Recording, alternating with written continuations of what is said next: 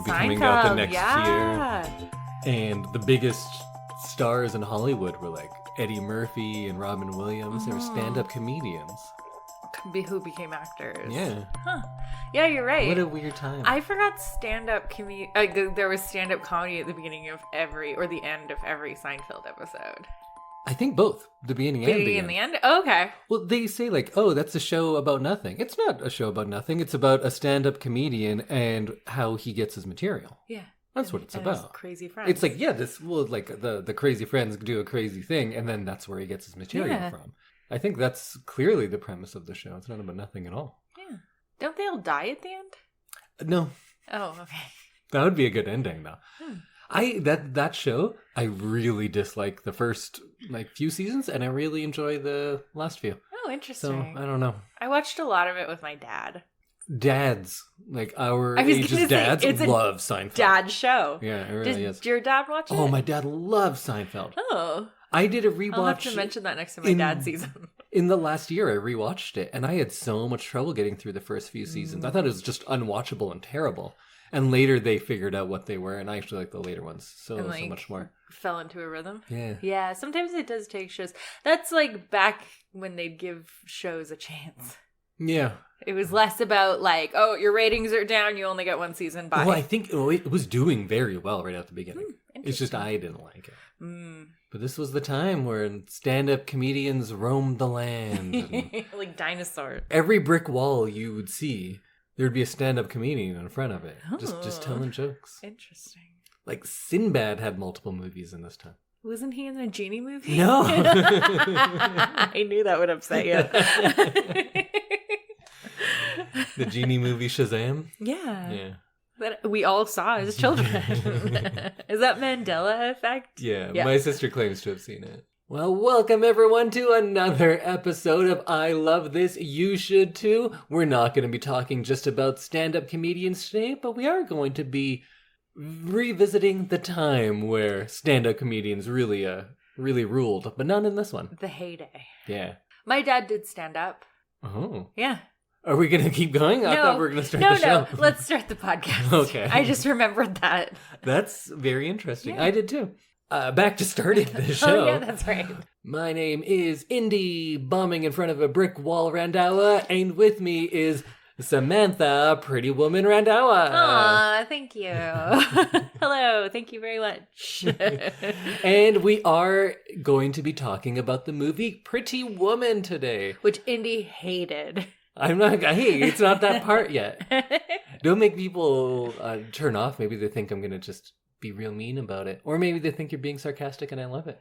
Well, you know what? This was your pick, even though it was a movie you hadn't seen and I had. So why don't you take it away? I loved it. It was amazing. Really? Yeah. Wow. It was so much fun to watch. It was like the quintessential feel-good chick flick, I think. So I loved it. Indy... You're looking at me with great trepidation. No, I'm worried that you're going to say you hated it.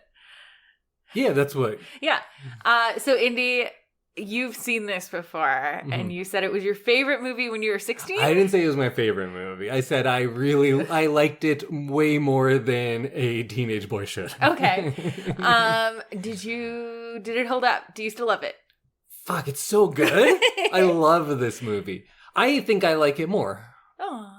I loved it, and when we finished it, I suggested we watch it again. But you were like, no, it's bedtime. You also suggested we watch it last night. Yeah. And then we also watched it again today. So we recapped it recapped it, which we do for most movies. Yes. But I just think it's funny. You never want to watch the movie over again. It's so watchable. It is so watchable. I'm not going to make the argument that this is one of the best movies or even one of my favorite movies. But I will say that this is one of the most enjoyable and rewatchable movies we've done in a long time. I agree. This is a movie that if it were on TV and we still had TV and you're flipping through channels and this came on, I would sit and watch the whole thing. Yeah. I'd agree. I think this is a fun one you can throw on while you're getting ready for something because it's got so many charming moments and a killer montage. Yeah. And it's not a movie that subverts or reinvents the romantic comedy or anything like that.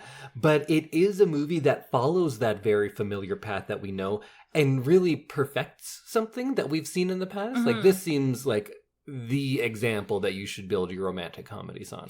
I agree. It has all the same beats as a lot of other ones. Yeah. It's not terribly original, but it really distills like all of those best elements, cuts out a lot of the garbage. It's 2 hours. Mm-hmm. It feels like nothing. No, it felt like a 90-minute movie or an 80-minute movie. It really does. It flew by. It, like you said, it doesn't have any of the like crappy things that are sometimes in romantic comedies. And I think the kind of story or like the characters and who they are leads to a really nice, like, tight romance. Yeah. And I also realized when we started watching it, I know that I was, I don't know, like 5 or whatever when this came out, but when those first 5 minutes of just like shots and that Touchstone logo and a few songs, I was like, this is my time. Yeah. And then every time a song came on, you were like, oh, the jam. Oh, shit, that's my jam. Yeah. I think you even threw your arms up in the air one point. Oh, well, when Roxette comes on, I'm gonna, that is my jam. I don't know how to talk about this movie. Yeah. Because this is a movie that I think the best way to explain what's good about it is to watch it and go like, oh, see, this is why this is good, and talk about that. But it's a much harder movie to talk about abstractly like we do on this show, except for the movies that we hate. Those we do like chronologically, or the silly movies. Maybe not ones we hate. But the ones that we really like, I usually go more thematic, and I don't think that fits this movie. I think this is like, it's like surface level sounds like a very... It sounds insulting, but it's not. It sounds insulting. Not. No, but it's not a deep movie. Like, it's not like about a war or like, it's not something that you really have to think about and you get really like into. Yeah, but you know who you're talking to. I do. You know I'm going to think about everything and get really into it. And of course I've done that for this as well. Perfect. So do you think we should do it chronologically? I thought there was a chance that we would argue about this movie. Because usually when it's a romantic comedy, you go, oh, this is great. And I go, here's why it's garbage. And I point by point it, and then you go like, okay, yeah, it kind of is. And this time, I loved it so much. And you know the arguments that I've made before against some other ones. So I was kind of hoping that you would make those arguments, and then I would be able to shoot you down. No, but you kind of agree with me. I love this movie. It was so fun. But what I did do is I made the maybe mistake of reading articles about it, which I don't do very often. But I listened to, not a full podcast. I listened to like 10 minutes of probably 5 podcasts on it. And I read articles that had been written in the last little while. By last while, I mean like 10 years. Right. Because it is a 32-year-old movie now? Yeah. Wow. 1990. Yeah. I was 2. I was alive. Yeah. We were both alive for this one. But it was, it was a long time ago. Yeah. But when we did something like Love Actually or Bride Wars, I tear them apart. I say they're super sexist, they're super reductive. Why would women like this? Because this movie thinks very little of women, is the thing I would often say in those ones. And I think now you get to watch me walk the tightrope of saying how this movie, where a man literally is buying a woman, is in fact a feminist masterpiece. Oh, I'm excited for this. Because I have a bunch of rebuttals written, is what I have. But you're not going to make the argument, so I have no one to rebut. So I'm just going to butt yourself. You go butt yourself. You said in our Princess Diaries episodes that Pretty Woman was the same movie. Yeah. Or and like a very you see similar it now, movie. Right? Yes. So if you want to listen to our Princess Diaries episodes, they're episodes 114, 115, and 116. And they are fantastic. And I hadn't watched Pretty Woman yet. So... We'll get into that stuff as well. Like, I think we could draw a lot of parallels between this. Clearly, Princess Diaries took a lot, but like very literally. They have actual lines and scenes in that one. There's like some literal things that happen. This takes a lot from My Fair Lady, from Cinderella, and of course Pygmalion. Yes. And La Traviata, which we kind of see in it. Yeah. But for those rebuttals that I have, should we get all the deep stuff out of the way off the beginning? Sure. And I'll just, like, rapid fire it. Yeah, go for it. And then we can just talk about how much fun we had. Yeah. Because there's people probably like, no, this is like degrading to women, how could you think it's feminist? Let me tell you how. So from what I read, half the people say that this is bad because the subject matter is too dark. And the other half say like, oh, this glamorizes sex work, so it's not taking it seriously. So those are two contrary things. So one of them definitely can't be true. Yeah. I think neither are. Because if you're saying that this glamorizes the life, first, like, Kit's a drug addict. Someone was murdered and left in a Read dumpster. it at the beginning of the movie. So how are you saying like, oh, it's glamorizing it, not showing it as serious? Dangerous it is. Exactly. And Kit's always like running away from her boyfriend and like trying to like hide. Yeah, and also, why do sex workers in movies only have to be cautionary tales? It's not like you see movies about minor league baseball players making it and you're like, oh, well, you should show all the ones that don't make it. Yeah. It should be a cautionary tale. Yeah. Why? Most baseball players don't make it. Why? Yeah. Like, we societally have something really against sex workers. Yeah. And when I was reading these articles, it really comes out. Like, why is it cool for every down and out male entrepreneur in a movie to make it big? And why aren't we going like, oh, well, why aren't you showing the bad sides? What about all the failed businesses? That's such a strange argument that we have to make here. And I think this movie is much more smart than a lot of people are giving it credit for. I think in 1990, people are like, oh yeah, it's good and it's fun. And that's all they could say. And then 10, 15 years go by and then we're like, oh, you know what? We're smarter than we were in 1990. And let's tell you how terrible this is. And I get that instinct. I do that for movies constantly. Listen to our Love Actually movie. I think that's a piece of shit. And I don't know why people love it. But I think this movie is much more clever than we realize. Like putting in La Traviata, which is about a sex worker. This film is also showing that ironic contrast of how the richest people are watching this show about sex workers and also utterly dismissing her for being the same. Yeah. It knows exactly what it's doing. And I think this is a dangerous argument for me to make, but I feel like if you're not getting it, maybe you just don't get it. But I feel like a dick if you're ever saying like, oh, you don't like it, it's because you don't get it. No, that's like the worst argument to make about a movie. Because then you could argue the movie's not doing enough of a job to help you get it. Yeah. But maybe I'll just like hammer down on those things so that everyone gets it. And I know normally you'd expect me to make the argument of, well, why does she need to be saved? Because I say that in a lot of those movies about how like the man always just come and save the woman. And why don't I have that issue in this one? Because I don't think she is. And if she is, it's clearly on her own terms. Because he puts forth an offer to save her. Yeah, and she decides to take the money and move to San Francisco. She says, she rejects it. She straight up says, no, I'm only going with you on my terms. Yes. And he eventually concedes. I don't love the ending, but let's not forget the last line of this movie is about her saving him. That's the last line. That's where we end on. Between them at least. I know we have the bookends of the guy of like, what's your dream? This is where dreams come true. Yeah, I like which that. I loved, yeah. And the only repeated phrase we see a lot in this is between her and Kit, or sometimes just her herself, about saying like, we say who, we say when, we say how much. Yeah. There is a repeated line stressing that they have agency in this. They are not power. Being saved. Yeah. I liked that kind of aspect of like, we have the power, we're saying what's happening, and it's not men taking advantage of us. No. It's us profiting off of the fact that men want to take advantage of us. And hopefully as a society, we're coming to that point where we're like, that's a job.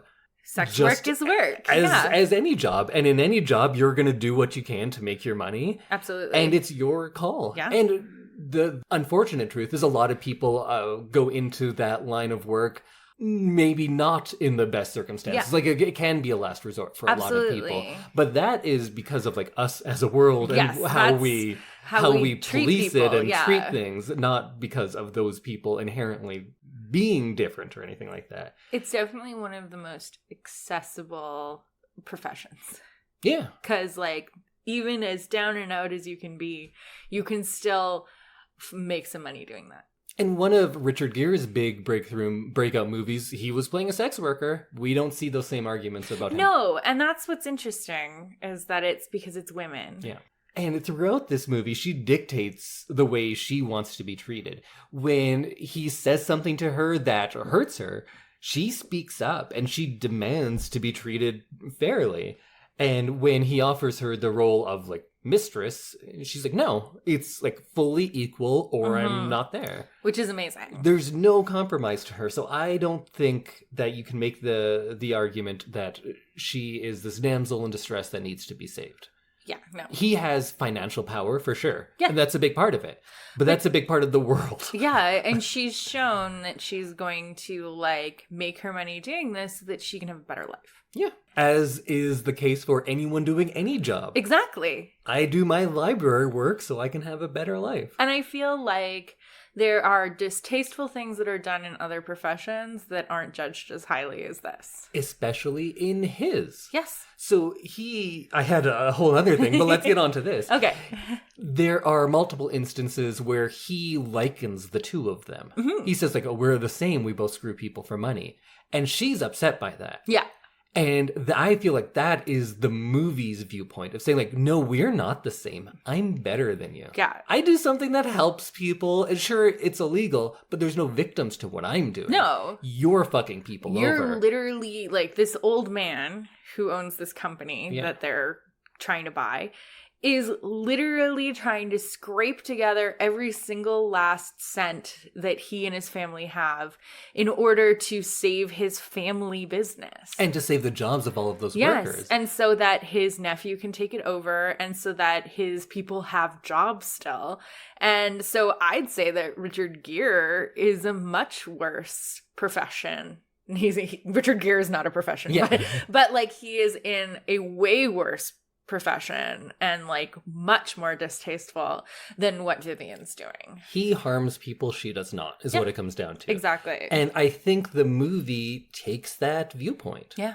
Because they have her react distastefully to every time he likens the two of them. She like, doesn't say too much, but on her face you can tell that, like, no, we're not the same. You don't produce anything. You don't make anything. Yeah. You're just selling it for parts. Mm-hmm. And, like, it's like she likens it to stealing cars for parts. Yeah, stealing. Yeah. Not buying, stealing. No, stealing and then selling for more money, which is, that's bad. Yeah. And then there's the argument that a lot of people make about, like, oh, why is she the only one that's worthy of being saved? First, she's not saved. I made that argument already. Yeah. But I think the romantic could say that, well, they found love. Mm-hmm. It's not a savior. It's like they found love together. In like a hopeless place. Love in a home. As soon as that sentence was coming out of my mouth, all I could think of was Rihanna. Yeah. So like they went into it not expecting this and it kind of took them by surprise. So it's not like she was like dating men in order to like get one of them to be her sugar daddy or something. Yeah, they truly did find love in a hopeless place. They did. But then even if you're not a romantic and you're a pragmatist, she manufactured and negotiated this deal. Uh-huh. So then that should be applauded as well. Yeah. And like, I don't know what you would want if just every sex worker to like win in this movie. It's her story. It's her movie. But she also gives Kit a bunch of money. Yeah, she does what she can. She does what she can for her friend who is not in the best place herself. And she's able to like help her and to like kind of share the wealth. So she does help the other sex worker in her life. Absolutely. And so, I think if you think everybody deserves saving, I think everybody kind of was saved. She's saving as many as she can. Yeah. Giving them the tools to save themselves, perhaps. Exactly. And then there are other parts which are kind of lessons that I'm directly opposed to. But even when those ones come up in this movie, they have a certain like level of cynical truth to them. Like how she's not really accepted by anyone until she conforms to their outward appearance standards, right? Mm-hmm. And the appearance of having money and being a part of this capitalist society is the most important thing for her to be accepted. And that's like a pretty fucked up take for a movie to have. Oh, extremely. It's also a pretty accurate take. Yeah. Like that is for better or worse, yes, that's how it is. If you look poor, you will be treated worse in the world. Oh, absolutely. If you look rich, you will be treated better. Yeah. I don't know if the movie is saying like, yeah, good, that's how it should be. Mm-hmm. It's just saying like, that's how it is. That is how it is. And I've experienced you can't argue that. That's the truth. Yeah, no, it's something that you experience on like a day-to-day basis. Yeah.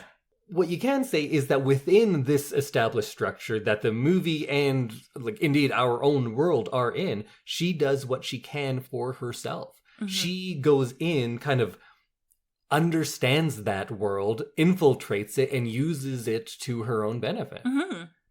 And if you're like anyone who ever had a glittery mug with a hashtag boss bitch on it, and then you say that this isn't feminism because this is boss bitch shit right here. I kind of hate all of that because I just don't like I don't like bosses in general. I don't like power structures. Yeah, fair. But they exist. And this movie exists in our world, mm-hmm. and she's using those as best she can. Because it is like wealth-driven societal structures. Or you could say that this movie is kind of glorifying these 80s Wall Street guys. Because this is a very 80s movie. It is 1990, but it has kind of all of that 80s energy going into it. All that late 80s stuff.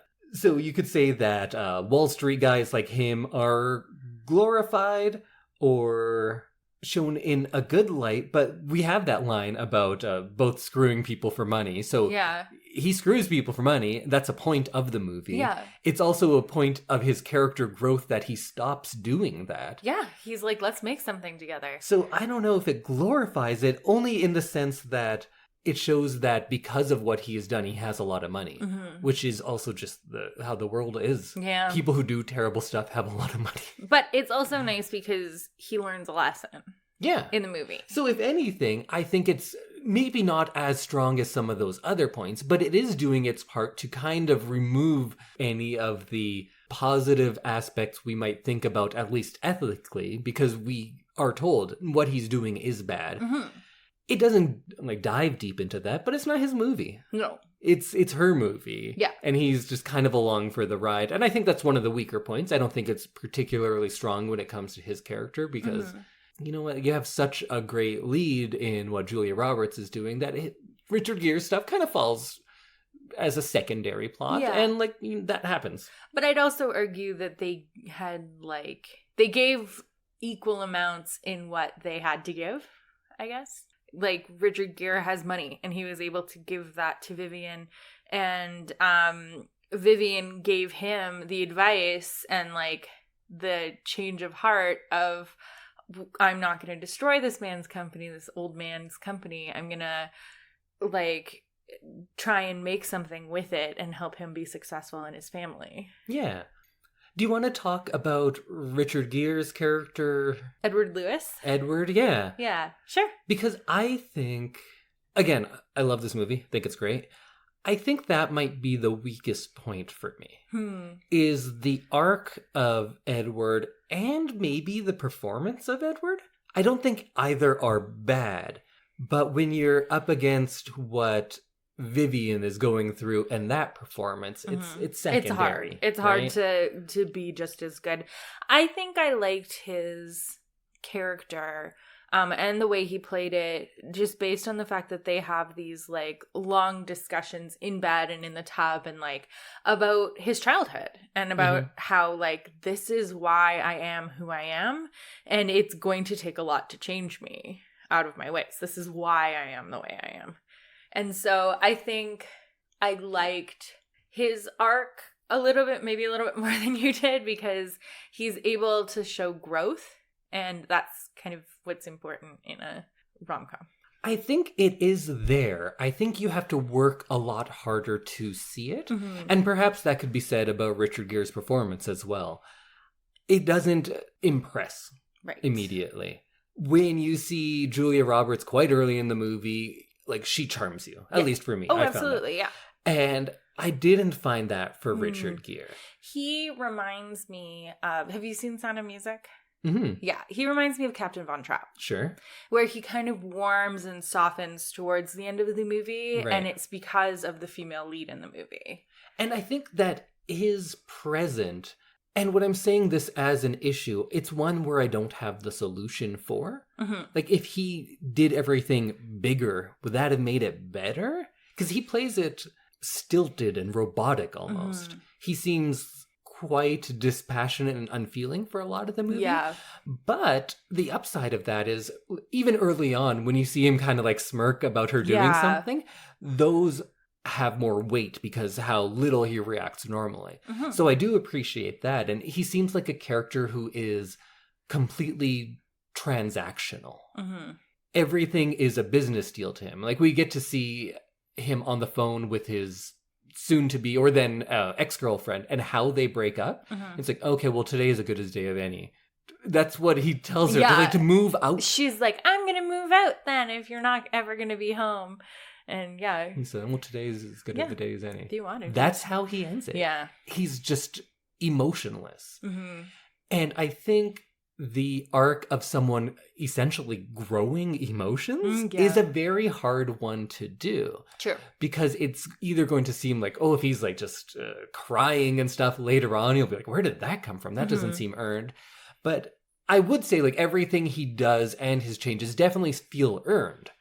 But I think I just wanted to see a little more. Okay, that's Not fair. quite as stilted. Like, I like this idea that he is transactional, and that's how he meets Vivian, right? And that's how he brings her into his life past the directions part. Because he's like, oh, this will be simple, this will be easy. If there's one thing I know, it's how to pay for things and then move on. Mm-hmm. That's all he does. And I think there's also something to be said about the kind of performative nature of things in this movie. And I was thinking about it a little bit the other day when I was cooking and he came in and I was like talking to my phone. Yeah. I was thinking about how there's even like gender performance in this movie. Mm-hmm. She is like performing a lot of those feminine things rather than always just, it doesn't always feel like it's coming from her character. Yeah. It's her character going like, this is what I should do now. And I feel like that's also mirrored in him. And this is what made me kind of like his character more. Maybe not like his character, appreciate the performance and the writing. Mm-hmm. Because there's a bunch of performative stuff about him. And it does get mentioned pretty clearly. Like, oh, why do you have this champagne? You don't drink it. What's the best? Why are you on the penthouse? You don't go look at the view. What's the best? You're scared of heights. Why are you in this expensive car? You can't drive it. Well, it's the best. Yeah. He thinks he knows what a rich person does. Yeah. He does all the transactional stuff, gets all of the money, and then buys all the best things. Mm-hmm. He enjoys none of it. No.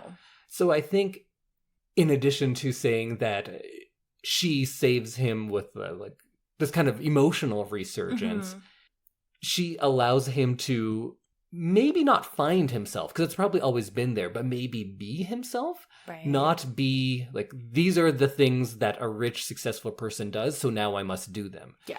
Even in that first scene where he's telling her, like, oh, put this coat on, you have to cover up around here.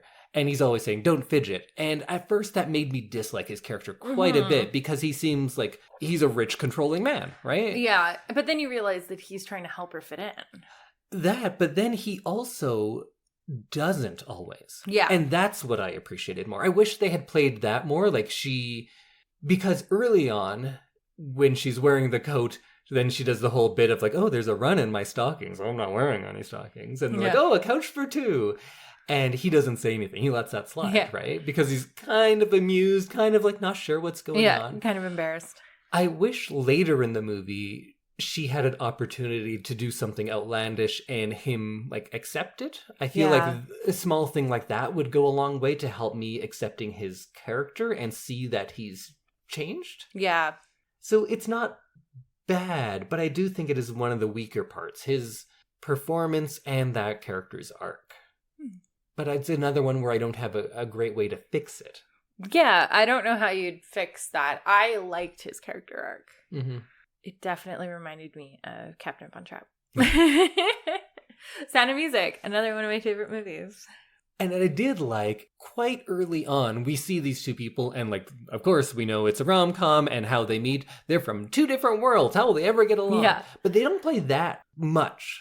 They do in how they are shown to the outside world. Yes. But they quickly realize, like, oh, we are really similar. Just in like really different but the same way. And I think the movie is kind of making the point of, like, we treat these people so differently based on what we put on them. Yeah, because he's like a titan of industry. Yeah. And so he's great. Yeah. And I think the people who are disparaging this movie and saying, like, oh, it's just another movie where a guy comes and saves this poor woman, I think they might be falling victim to that themselves. Because if you keep saying, like, this is great, this is terrible, and then we get that outcome, that's what you're going to think. But I think this movie tries its best to show them on equal footing very often. And if nothing else, she has the upper hand more than he does. Fair. Because he needs her to be there for all of these events. Like the dinner with James Morris and his nephew. They're like, you need to take a date. I was thinking, that too, but I was thinking more just to become a complete human, because he's not that. Oh, yes. I feel like she is not a fully realized person, because she's very young and naive, but she has a sense of self that he does not. Yes. She knows who he is, and she'll tell him who she is. He is, like, when he talks about himself, it's more professional. Right? Those are his accomplishments, and that's who he is. And I think the movie's also making a point of that, about how someone's profession supersedes the person often. And I think a lot of critics of the movie are putting that onto Vivian's character as well. Even though there's a line that tries its best to subvert that, when they have the bit about, I never treated you like a prostitute. You just did. Yeah. I think that is brilliant. And I think people have different readings on it. I thought there was only one reading, but, like, what did you take away from that line? I like agree with her. He is so transactional, and he's like, oh, I'll pay for all your stuff, and, like, you'll be there for me when I need you. That is exactly what the definition of her profession is. And so I think that he doesn't realize it until she makes him kind of see it. That probably is more correct than what I think. Like, that makes perfect helps sense. Him learn that not everything's a transaction, and that in order to have, like, a real person in your life, not just someone on call, like his girlfriend, what did she say? Beckon Call Girl? Yeah. That, like, hit home for me, because I was like, yeah, all he needs is, like, a pretty face to kind of break the tension at the table, and to, like, break up some of the business talk with, like, a quick little witty banter. I think that is absolutely true. What I took away initially was something a little different, because I thought all the transactional stuff for her, when it was purely transactional, I think she's fine with, because that's her job, and she knows, and that's what she was doing. I think when she says, you just did treat me like a prostitute, what she's referring to, in my mind, is when he says, I never treated you like a prostitute. Yeah. He's saying there is a way to treat prostitutes. And that is what gets her. Yeah. Because she's saying, like, oh, so I'm not equal to you. No, I'm That's what you're saying. Yeah. You're saying that there is a way people like me should be treated. And you never did that. But you acknowledging that there are different ways for the two of us to be treated, that is your crime. Yeah. Not the fact that you're paying me money for sex, because that's something they're both agreeing to. Yeah. I think it's that he, in his mind, thinks that they're not equal. And she forgets that a lot of the time, because it's not apparent a lot of the time. But in that case, it was. And I think that's why that part was brilliant. Yeah. I agree. It reminded me a lot of, I'm just going to, like, reference 9 other movies, of, like, the Henry Higgins part in My Fair Lady, where she's like, I was just, like, your prize. Like, go accept your prize. I was perfect. Yeah. Let's talk about some of those other references. Yeah. Of course, Princess Diaries. Same director, so much returning cast. Okay, so I spent the entire time we were watching this being like, oh, she plays da-da-da, and he plays da-da-da, and, like, I recognize him, he plays this. Yeah, Héctor Elizondo, who's in all of Garry Marshall's movies, his daughter who was in it. We'll talk about him soon. And the manager at the store who plays Paolo. And then there's even people who have one line in each of these movies, and it's the same line. Yes. Like the waiter? Yeah. Yeah. Happens all the time. Happens all the time. Because I remember when we watched Princess Diaries, I hadn't seen Pretty Woman in like 15, 20 years. And I was like, oh, I remember these scenes because, Pretty Woman's great. It's pretty much a mirror. Yeah. Yeah. And then My Fair Lady, there's of course all the thematic stuff. But there's also, do you remember, come on, Dover, move your blooming ass. Yeah, when she's like, wow! Yeah. And like screaming. Yeah, exactly. Do you remember that? I'm doing the hand motion. Yeah. Do you remember that? I do. From The World? No. So this is a little... Was this a thing? This is a little old man indie corner, because now this is an old man thing. Arsenio Hall was like big. And it's hard to talk about how he was big, because like the first, at least in mainstream black talk show host, late night at least. And one of his things was, it was like a marketing strategy, I guess, that he had a hand sign for his show. So fans in the show would, I'm doing this motion where I'm kind of circling my fist. Yeah. Pumping my fist, but in a circle. Yeah. And he'd go, woo, woo, woo, woo. That's a thing. And that's what his audience would do. And from there, it like went out into the world, and people would just celebrate like that. If someone did something good, you would do this. Oh. Isn't that weird that a talk show hand sign just went into the world and then made it into Pretty Woman? Huh. Interesting. Yeah. But yeah, I liked that kind of parallel, because she is like... The horse race to the polo match. Yeah, she's still very unpolished at this point. She's trying. You can really see that she's trying. And then it comes out. But then it comes out, she lets her guard down, she starts having fun, and she kind of forgets herself or what she's supposed to be doing. So I found it really interesting. And I loved those moments where she was kind of let some personality out. Yeah. And like, I loved everyone's like shocked expressions when she'd do that. Like all of the people in the lobby, when she'd walk through in one of her outfits, it was like, oh my God, who is that? Why is she in the hotel? So clearly that's a thing they're doing. But when she's shopping on Rodeo Drive in her before outfit, you see people looking at her. Yeah. And then when she's all fancy, you see people looking at her as well. I was watching it the second time and realizing the looks don't seem different. Is it us putting it on it that like, oh, at the beginning they were all disgusted with her, and at the end they're like, oh, she's amazing? Yeah. Or were they just like, there's a pretty woman?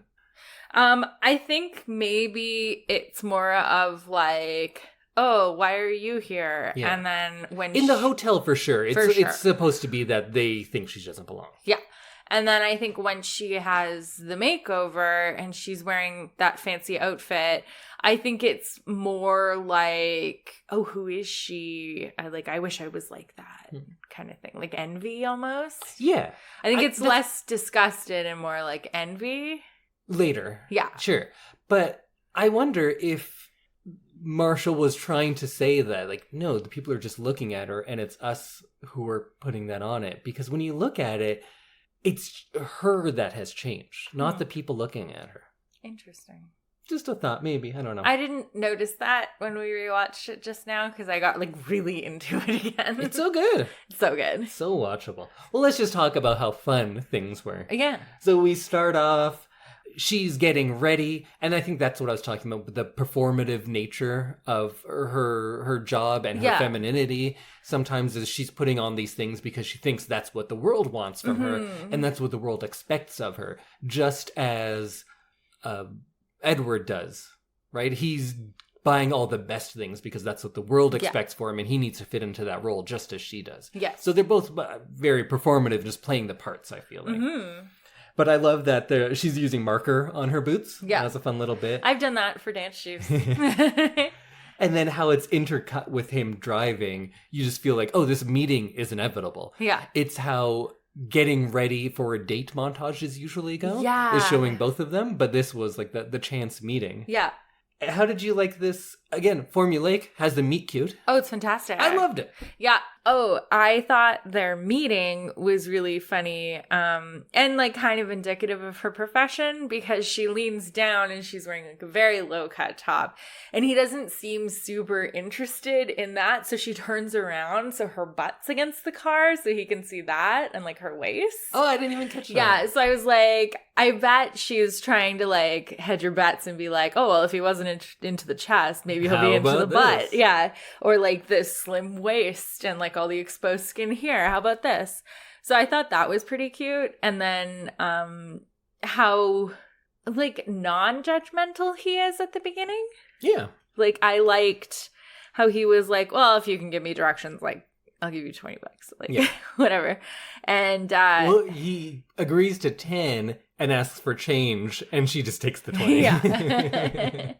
And he's clearly kind of charmed by her, and I liked that. Yeah, well, he says later on, but we can see the first instances of it here, of I'm not often surprised by someone. Mm-hmm. And I think that's a part of his attraction to her, because sometimes I did have issues finding, like, how are they in love? What is it they're seeing in the other one? Yeah. But I think that's a big one for him. It's everyone tells him exactly what he wants to hear always. And the women are probably always like, oh, Mr. Lewis, like, you should take me out sometime, or like whatever, because he has like more money than he knows what to do with.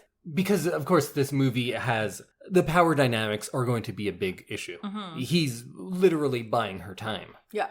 But they try to, like, soften it as much as they can at different points. And they start off very early, like, with her driving the car. Yes. They're trying to change those power dynamics and show that, like, she's usually the most competent person in the room. Where, of course, there's going to be jokes about her not knowing what's going on. But don't think that this is just some rube from Georgia. She knows the deal. Yeah. She knows how to drive a Lotus. Exactly. Like, she knows how to do, what is it, standard? Yes. Yeah. And then, of course, they go back to the hotel, and very, very bizarre for a romantic comedy, the first love scene is just her giving him a blowjob while watching I Love Lucy. Which is hilarious. Yeah. I say it doesn't subvert the romantic comedy, but that totally does. Yeah, it just seems so, like, normal. You know, you'd think that it was going to be, for, like, a romantic comedy, some, like, big, grand, romantic sex scene, right? Yeah, but it's transactional. It's transactional. It's, like, very everyday. It's definitely starting at a very different place than pretty much any romantic comedy is exactly. going to.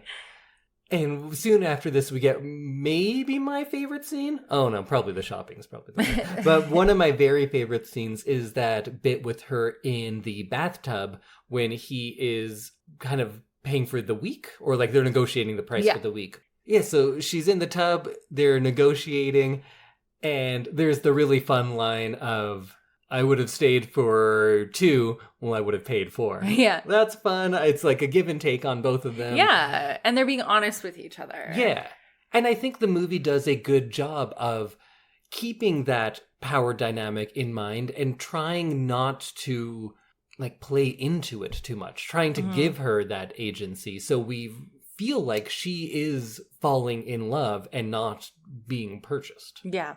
I think so. People would disagree with that, but I love when she's singing Prince in the tub, and there's some real Ariel vibes. Yeah, there totally is. She has a very... That was before this, right? That was like 88, 89? Yeah, that was like early Disney. We have different definitions of early Disney. Early in my life, maybe? Golden age Disney to me. Yeah, golden age Disney. Yeah, and she really has some, like, Ariel, like... And I think there's a bit of that in this movie, too. Her red hair and, like, her in the tub. Her awkwardness. Yeah. But still not grace, charm through awkwardness is very Ariel. Yeah. There's some Beauty and the Beast in this. Oh, for sure. There's a lot of movies. Or I guess this is the same year as Beauty and the Beast. Yeah. They always have to make romantic comedy females, like, clumsy to make them relatable. Yeah. I'm glad they didn't do that. And all of her kind of fidgetiness or awkwardness seemed just to be her. Yeah. It's either who she was, because she's only like 23 when she's making this. It's either who she was or just a fantastic performance at something that is really hard to captured that accurately. Yeah, I liked that. Like I said, like the My Fair Lady moment with the horses. It was like really charming to see her kind of slip her fancy character and just like start to enjoy herself. Or like, I can't remember what the scene was, but she says something like, yeah! And then she goes, yes, please do so. Yeah. That was really funny. So then she goes out. She has the bad time shopping with those jerks. Yeah, what a bunch of jerks. But I get it. Like, that's totally a snooty store thing. I guess I don't go into many snooty stores. I used to work in a very fancy mall.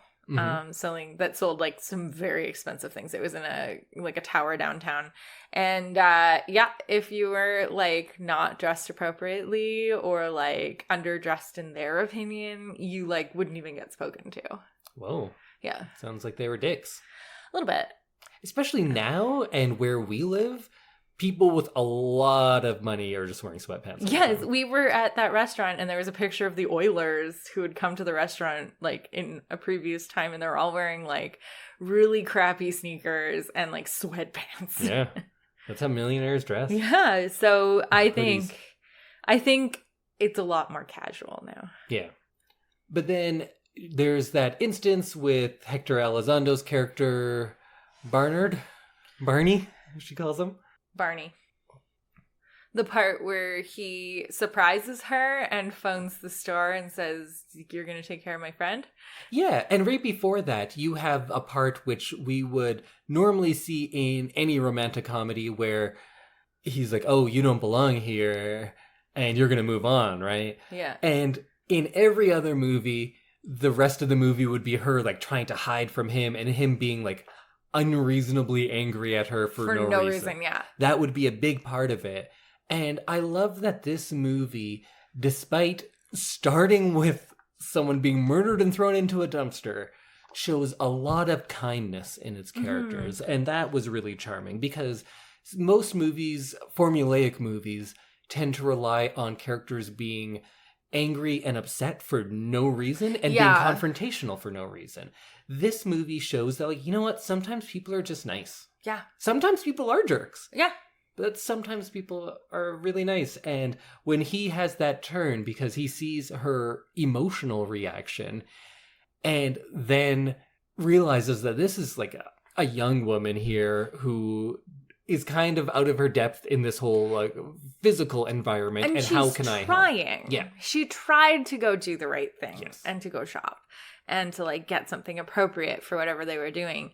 And so I really loved when he starts to be a little bit more compassionate towards her and then kind of takes her under his wing. Yeah, we get to see somebody's preconceived prejudices dissolve in one scene. Because he's like, oh, you're here for this. It's bad for my business. And then he sees through it because this movie is so much about the performance of your profession or your gender or whatever society expects of you. And he sees through that because he gets to see a glimpse of who she is when she's not performing. She's just being herself. And he sees that and he connects with the person underneath. And it's something small. It's something really quick, but it's what separates this movie from romantic comedies that I hate. Yeah. That little bit was great. And then it leads into one of the best sequences because then he calls, I forget what the woman's name is. Yeah. But she goes over there and meets this woman who's going to take care of her. And one of the lines was, oh, he's not my uncle, meaning Edward. And she goes like, they never are. Yeah. Like, she knows the deal. Yeah. I like that a lot. Yeah. And also I like the term of uncle, and he's like, you don't have any other uncles in the hotel right now? And she's like, no. But yeah, that was sweet when the saleswoman like actually is like, don't worry about it. Yeah, we know. So that's our first little shopping bit, but we get the better one later. Yeah. And then they go back. Edward has like a bad time at that dinner, but we get the escargot scene, which was fun. Yeah. Before this, we also get that adorable scene where Barney teaches her table manners. Oh, I forgot that, yeah. And that was completely reminiscent of Princess Diaries, except for that it's not Héctor Elizondo doing it in that scene. It's it's Julie Andrews. I remember when we watched it, I was saying like, oh, it should have been him doing that. But he's like a chauffeur or something in that one? He's her personal bodyguard / chauffeur. Okay, so yeah, he doesn't have those He's supposed to be skills. Head of security for Julie Andrews, and then he gets like not demoted, but kind of demoted to chauffeur / bodyguard for Mia Thermopolis. Yeah. And in another Cinderella parallel, he's the fairy godmother of this movie. He allows the story to kind of keep moving along. Mm-hmm. And then he looks so proud. And gets her the dress. Yes, and gets her the dress. And then the next day when she walks in after shopping again, he looks so proud of her. Oh, yeah, that like, look on his face, it was just, like, very heartwarming.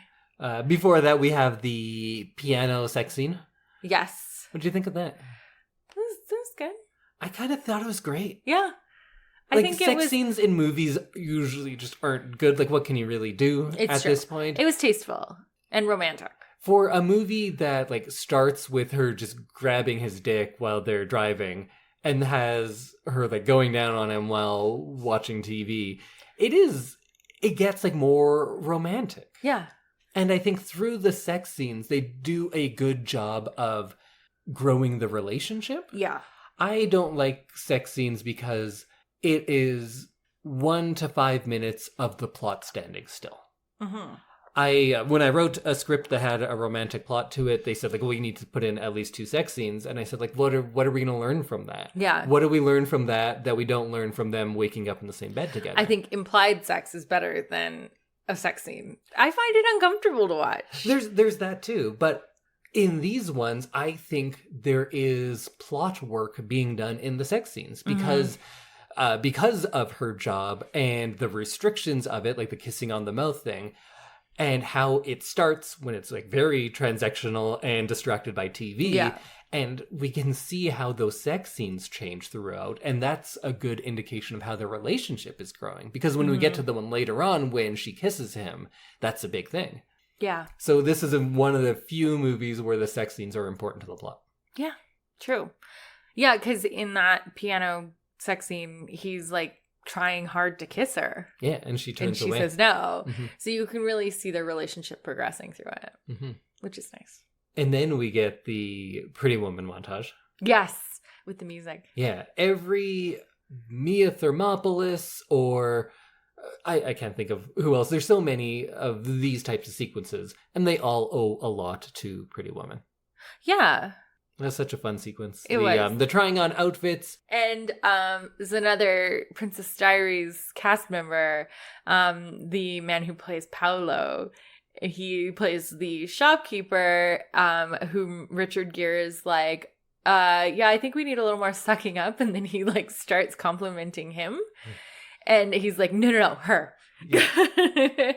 And yeah, you can make the criticism, of course, that this movie is materialistic because of how much joy the movie and us take from those sequences. Yeah. But you know what? I'm not above some escapism when it's well done. No, this is totally an escapism movie. Yeah, and it's not about, yes, gain all the money so you can buy all the things. It's like, yeah, look how good they have it. Mm-hmm. Isn't it nice when that's kind of like spread out to some people who like really appreciate it for the first time like this? And it's kind of also her being armed to compete in this new world. Yes. Right? This is how you arm yourself, is with all of these expensive clothes. Appropriate fashion and manners. Yeah. Yeah. I loved her little confrontation with the mean store clerk. Oh, of course. See, who doesn't want that kind of revenge of someone who wronged you, or sometimes even more than is mean to you, someone who dismisses you. Yeah. Right? And then she got to come in with that power, with the power that they thought they had over her. And now she has more of that, brings it in there and like throws it in their faces. And that's great. It's a great scene. Absolutely. And the lady's like, what? Big mistake. Big mistake. Yeah. Huge. I have to go shopping now.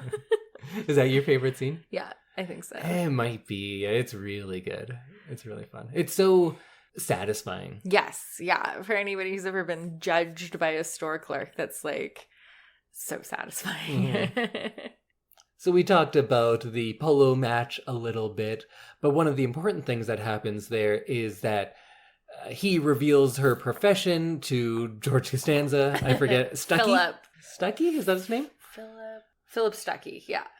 And then that becomes a big thing because Stuckey says something, and that starts the fight. And in every romantic comedy, there's a fight at this point, Yes. which lasts for 30 minutes, and it's about nothing. It's usually just a miscommunication that can be easily solved.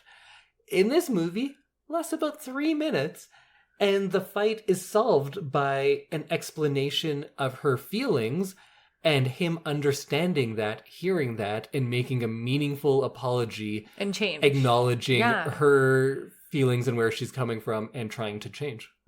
It's that easy, writers. Just do that. Every movie we watch, I would say, oh, and here's the manufactured plot, and I hate this part of it. This is the worst part of a good movie. And that happens in a lot of, like, really fun, light movies. Yeah. Even. There's always a part like that goes on for way too long with manufactured conflict. Mm-hmm. And it bothers me so much. It's usually just a lot of, like, best friends being like, he's bad. And, like, the main character being like, but he's so nice. Or, like, so handsome. I always see so many of them are just, like, a misunderstanding of, like, oh, well, I saw you with that person, so I hate you for the next 20 minutes. And then they talk and they're like, oh, yeah, I was just standing next to them in line at the bank. Or like, that's my sister. Why wouldn't that be a thing? Yeah.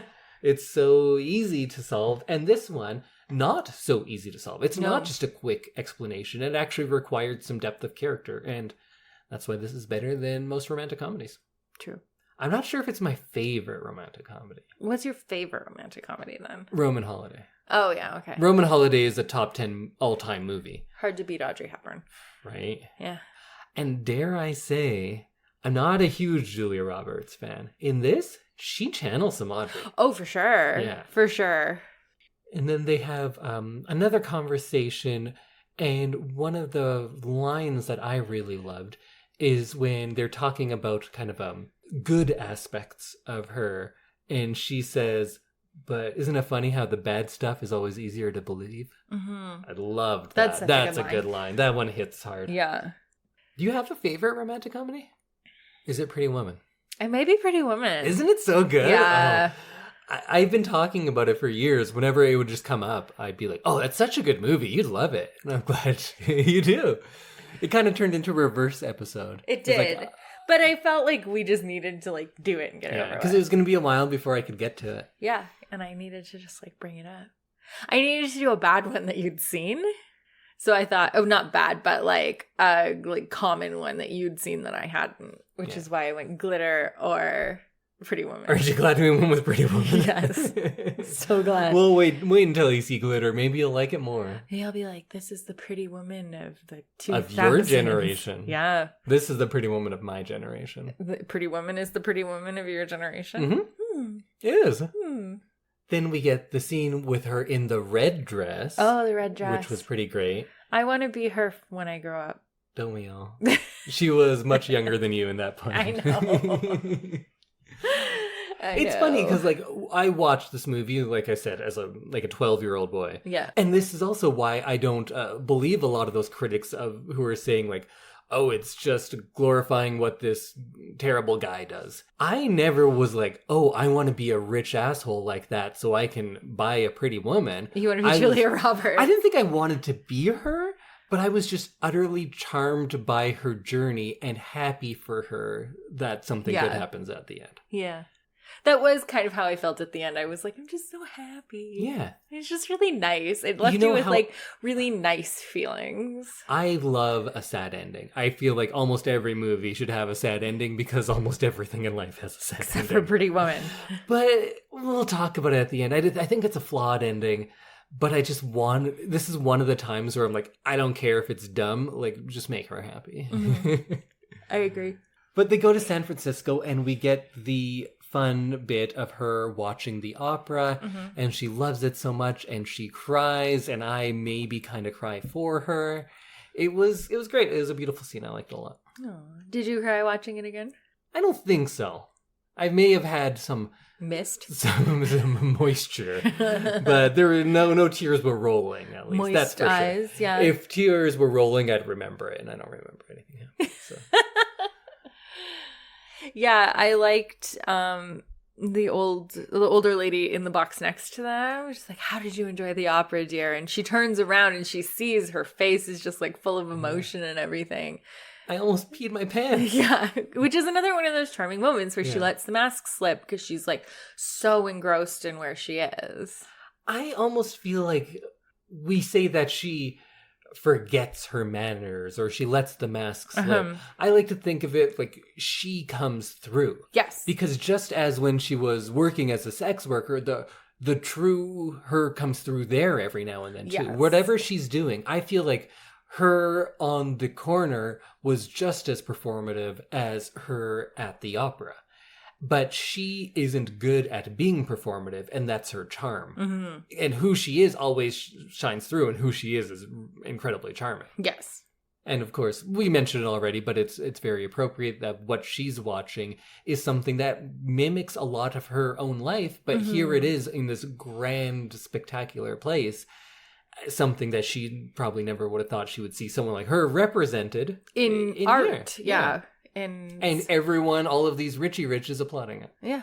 She's like, maybe there is a place for me. Maybe. Yeah. So then after the opera, she breaks her no kissing rule and she says, I love you, thinking that he's already asleep. Right. But he hears, but pretends to be asleep. Yes. Right. I'd forgotten about that. Yeah. That's big. That is big. And also like a very standard rom-com thing. Yeah. But I feel with very different implications here. Yes. Because him hearing that is different than like, I'm man-child Ryan Reynolds and like, I'm not ready for that. Like there's a lot more depth to it is the same type of character. It is a rich playboy who's not ready for commitment. Yeah. It's nothing new. But I feel like how they go about developing him is just more nuanced, has more depth perhaps. Yeah. So then the next morning he offers to get her off the streets. Right. And to, basically make her a kept woman, which she takes offense to. Rightfully so. Who she wants, when she wants, how much she wants. And so essentially she'd be his property in a different city, it sounded like. And so I wasn't sure if that was just like when he comes to LA or like what it would be, or maybe she's going to go to New York. He promised to visit her regularly. Yeah. So I assumed that it was LA. Maybe. Either way, she would not have to worry about anything financially. And a lot of people would say like, take that, that's a better life.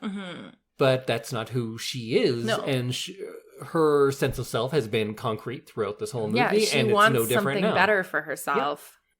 Done by herself. Yes.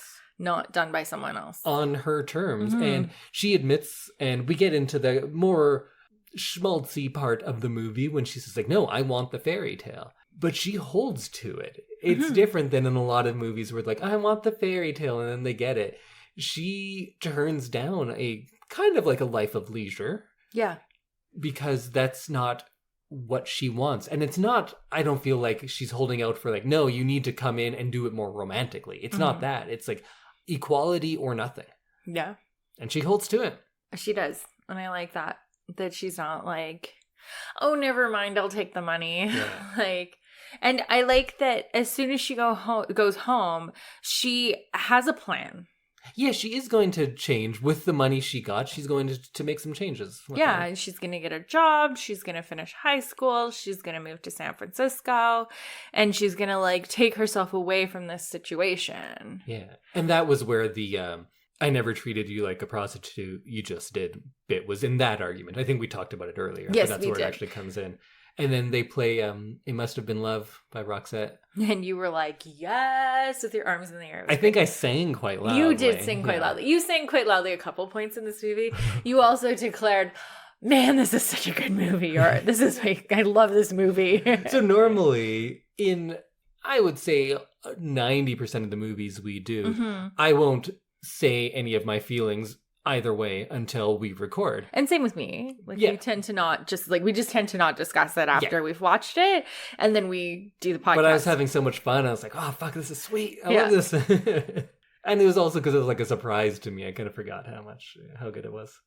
So after Vivian kind of turns down his offer, Philip comes over and tries to like assault her.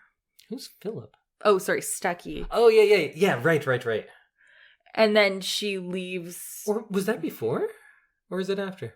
Either way, yeah, that happens, and Richard Gere pulls him off. Yeah. And punches him. Sends him out and fires him. And then he asks her to stay one more night. Oh, yeah, and says, not because I'm paying you, but because you want to. Yeah. And she says, I can't. Yeah. That was surprising. You'd think that he's giving her the out of, like, just accept this as romance. But she knows that it's not equal at that point. He hasn't done enough to prove it to her. Yeah.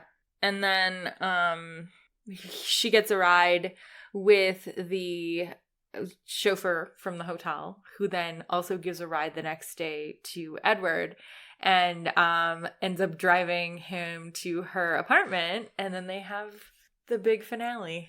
When she is deciding she's going to leave, though, I loved the goodbye scene with Kit. Yeah. That was really sweet, because I loved when Kit is saying goodbye. She doesn't say, like, what are you doing? Go to him. Mm-hmm. She never says, go to him, you love him, even. She just says, I believe in you. Yeah. That's great. Yeah. I always say that, like, no movies have just women being friends just for the sake of being friends. Mm-hmm. This one does. And I like that Kit isn't trying to get Vivian's money. She's just, like, they really, love each other. Really happy for her friend, and is like, you go start that life.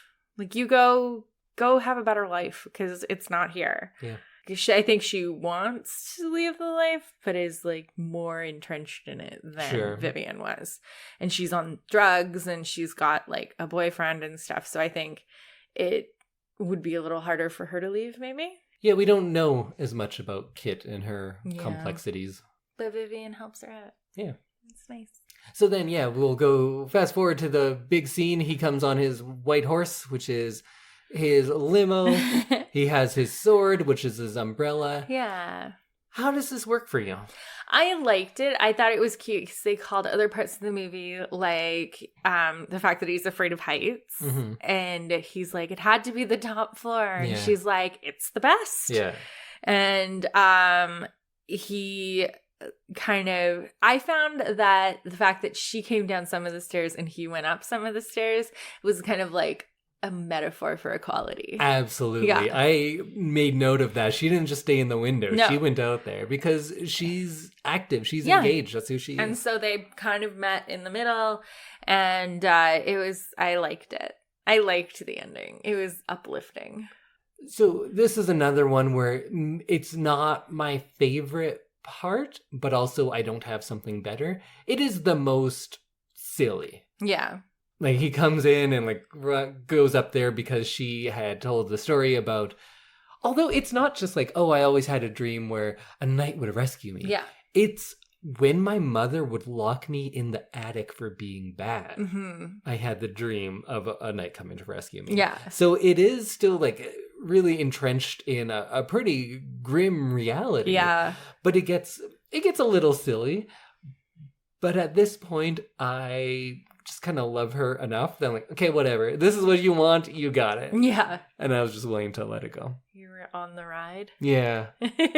I would probably end it very differently. The original ending, which very famously, he just drops her off and that's it. Oh. He's like, yeah, I paid you. Here's your money. Bye. Oh, I don't like that. Well, this started, it's pretty well known now, but it started as a drama. And the guy who wrote it, I can't remember his name now. He goes by the two initials, but I think his first name's John. And he wrote it because he was living in that area, and he had a lot of friends who were sex workers, and it was just based off a story he was told about how somebody brought her to Vegas and, like, bought all these things and was spending so much money, and then just dropped her off, and then they never saw him again. J.F. Lawton. J.F. Lawton, yeah. So, he wrote it on that, and this was originally like a straight-up drama, and the ending was he drives to the corner, they're in a big argument, and he's, like, just had enough, stops, gets the limo to stop, goes out and pulls her out of the car, and it is where he picked her up. And I don't think it's like he was dropping her off there. It's just they happened to be going by there. So it's pretty symbolic that he's just leaving her where he found her. Pulls her out and says, here's your money. And she's like, I don't want your money. Like we had something more.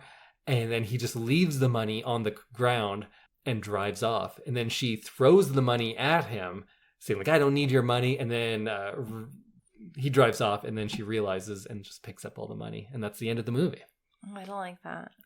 I probably would love that because I am a dark person. But in this case, mostly because of Julia Roberts' performance, I was like, I don't care how silly and sentimental it is. Yeah, give her the happy ending she deserves. And yeah, I probably don't have confidence that this relationship will last, but I'm not going to think about that. No. I'm thinking about her getting what she wants right now, and that made me happy. It did make me happy, too. And they end with the line about, well, what does the princess do when she's rescued? And she says, well, she rescues him right back. Yeah, which is exactly what happened. Yeah. There's a lot of fun stuff about the making of this movie, but that's all easy to find if anyone wants to look into all of that. So do you have any final thoughts on Pretty Woman? I loved it. It's a 10. A 10? Yeah. Whoa. It was super fun. And it was like really uplifting. It was fun to see the characters that were in the Princess Diaries, which is a movie I know pretty well. And it was fun to see the parallels between like a bunch of movies that we referenced. Yeah. A few Julie Andrews movies, you know. Some Audrey Hepburn, some Disney. Some Disney, yeah. And this is a Disney movie. That's why it got that rewriting. Right. Oh, and then there was going to be a sequence with her and Kit going to Disneyland after. Really? That was before Disney bought it. Oh. So that's what Touchstone, I don't know if they still exist, but that was like the property for older audience, like serious Disney stuff. Yeah. Yeah. As soon as I saw that Touchstone, I was like, oh, memories. Yeah, I know you were like, wow, that's takes you back. Do you have any last thoughts about your favorite movie ever? I loved it. It was great. I had forgotten how good it was, so I'm really glad we got to revisit it. It's not like this movie doesn't have a lot of the things I dislike about a lot of those romantic comedies that you brought to me that I shoot down. Yeah. It's that this movie shows those things for what they are. I feel like it doesn't shy away from things, and that's probably why it's R-rated. This is an R-rated movie. Yeah, I can. Jaws is PG, and this is R. I can see that. And probably why people would be really surprised if they watch it now, because they're like, oh, why is that in this nice romantic comedy? Because this has reality in it. Yeah. And yeah, it has a literal fairy tale ending, but there's a lot of harsh reality on the way to that fairy tale ending. A lot of suggestive content. Yeah. And not even suggested content. It's, there's just content. There's a lot of content. So I love this movie. I think it's just we've been talking about this a lot lately on the podcast of whatever kind of movie you like, there's something that does it the best. Mm-hmm. I think this does romantic comedy the best. It's very formulaic. Yeah. It has the exact same beats as like all of those Katherine Heigl or who's that lady I hate? Oh, Kate Hudson. Kate Hudson movies. It has a lot of the same beats. It's just, it takes out all of the annoying things and replaces it with either thoughtful reality or just heaps of charm. And that's something you can't like teach how to do in a movie, to just be charming. Yeah. Roman Holiday has a lot of it. Pretty Woman has a lot of it. And that brings us to another end of one of our great deep dives. Yeah. Did you have fun? I had so much fun. Let's just go watch it again. Okay. Watch it all the way through. Let's eat pizza and watch Pretty Woman. That sounds like a great night. I don't often do this, but I have some recommended reading. Oh. There is a book by Mari Ruti, which is called Feminist Film Theory and Pretty Woman. It's 150 pages, and it's that. She does a lot of good stuff. Nice. So go check that out if you like this so much. Well, join us again next week. We'll each have a spoiler-free review of something we're into with our Things of the Week. And I'll let you know what we're going to be watching for the big deep dive. yeah, I'm excited to see what you're going to pick. I'm excited to find out what you're super into next week. And guys, it's almost Spooktober. Oh yeah, we're doing something special for this Spooktober. I know we always do all spooky movies all October, but it's gonna be something different. We're changing it up. Well, the same, but more. For year 4. Oh, it's gonna be intense. It's gonna be so spooky. It's gonna be really spooky. Okay, we'll see you next week. Bye. Bye, everyone.